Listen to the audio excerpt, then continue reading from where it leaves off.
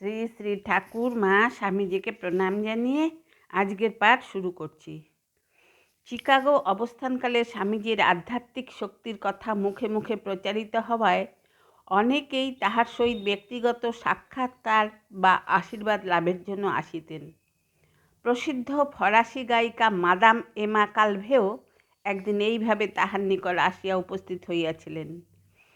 কালভে যখন metropolitan Opera কোম্পানির সহিত চিকাগোয় আসেন তখন তিনি যশের সর্বোচ্চ শিখরে অধিষ্ঠিতা, কিন্তু তিনি ছিলেন উগ্র স্বভাবা, একগুঁয়ে এবং ইন্দ্রিয় পরায়ণা। অতএব জীবনে শান্তি ছিল না। এই সময় আবার তাহার একমাত্র কন্যা অগ্নিদগ্ধ হইয়া চিকাগোতেই দেহত্যাগ করে। কালভে তখন আত্মহত্যার চিন্তা করিতে লাগিলেন এবং জনৈকা বন্ধু তাহাকে স্বামীজির নিকট লইয়া যাইতে চাহিলেও প্রথমে রাজি হইলেন না। 4 বার আত্মহত্যার চেষ্টায় বিফল হইয়া তিনি পঞ্চমবারে যেন দৈব নির্দেশেই যে বান্ধবীর গৃহে স্বামীজি ছিলেন সেই গৃহে উপস্থিত হইলেন এবং বাটলার তাহাকে বৈঠকখানায় লইয়া বসাইল।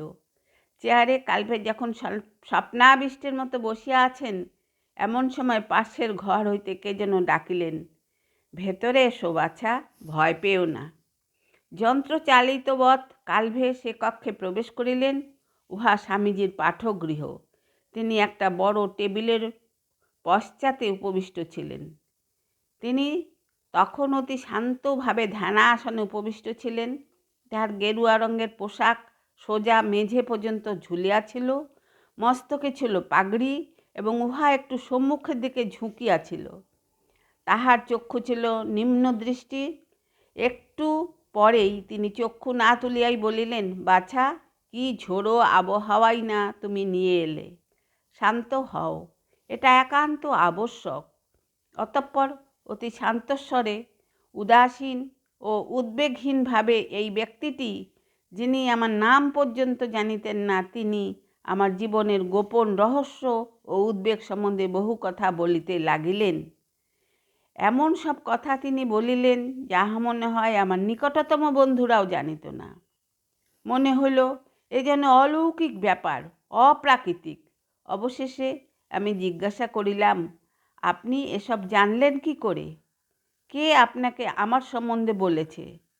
তিনি মৃদু হাস্য সহকারে চক্ষু তুলিয়া আমার দিকে চাহিলেন, যেন আমি একটি শিশুরই মতো কোনো অর্থহীন প্রশ্ন করিয়া বসিয়াছি।